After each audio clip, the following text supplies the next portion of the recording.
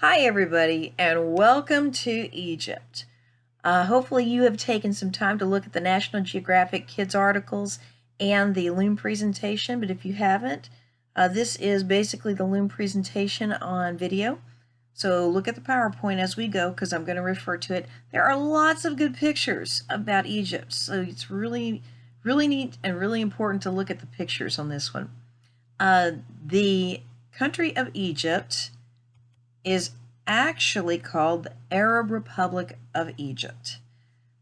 Its capital is Cairo, and its official language is Arabic, like most of the Middle East, instead of most of Africa.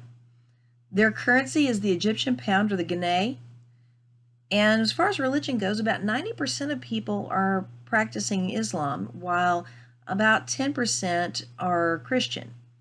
Their government is a republic. That means they do elect their president. As far as geography and climate goes, a lot of the country is a desert, but the Nile River creates a very unique atmosphere here. The Nile River Valley is where almost all the people, the entire population, live, because most of the rest of the country is a desert.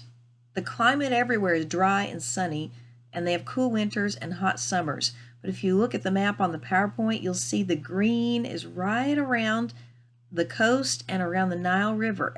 And a lot of the rest of the country is yellow because it's desert. All right. And then it is one of the earliest known civilizations. So it's got a long history. I'm going to sum it up. The country was ruled by pharaohs, that's kings and queens, from about 3000 BC to 332 BC, so for almost 3,000 years. Then, in 332, Alexander the Great came in and conquered Egypt for the country of Macedonia. Well, the Macedonians and the Greeks lost power and became weak, and about 30 BC, Rome, the Roman Empire, came in and took over. Well, by 642, the Roman Empire had fallen apart, and Arabs from the Middle East came in and took over.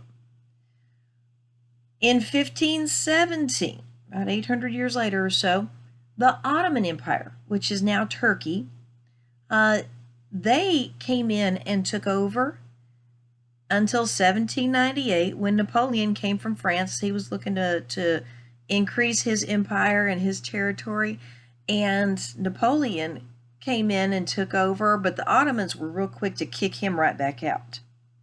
Well, in 1882, Britain came in, but they didn't conquer. They didn't bring an army of any kind.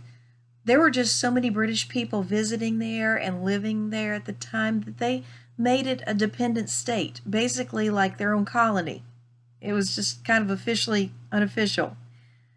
In 1922, Egypt finally gained its independence, and they elected their first president in 1952.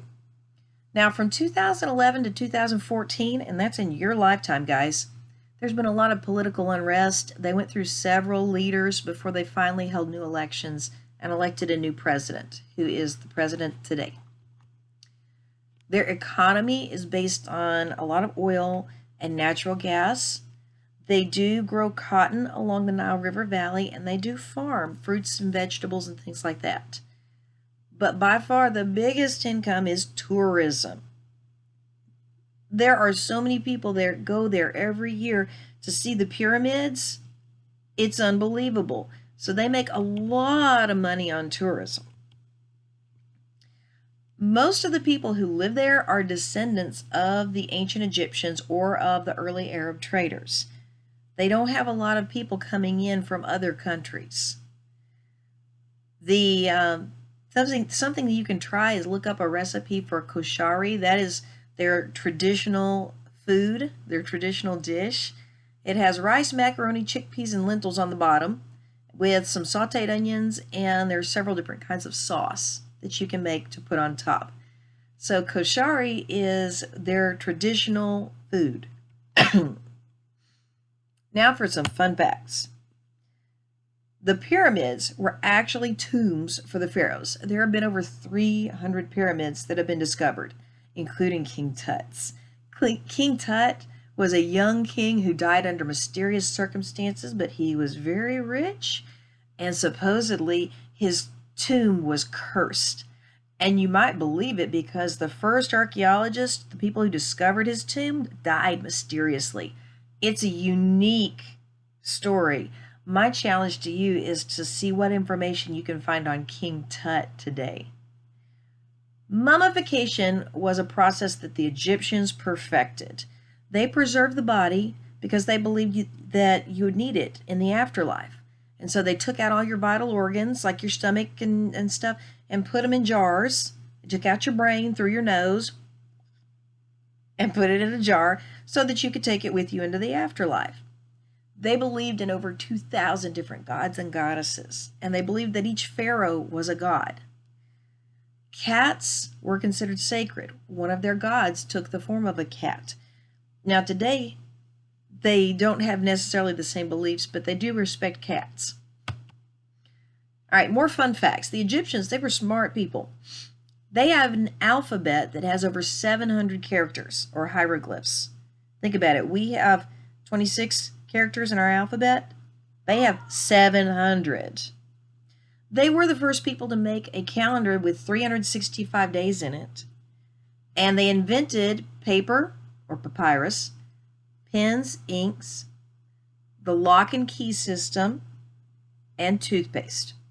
Now, there are a lot more fun facts about the Egyptians. I challenge you to go take a look because there's a lot out there, especially on ancient Egypt. Make sure you read the National Geographic articles and look at the pictures there. Look at the pictures on the PowerPoint and go to Discovery Ed. I put up a couple of videos about Egypt there. So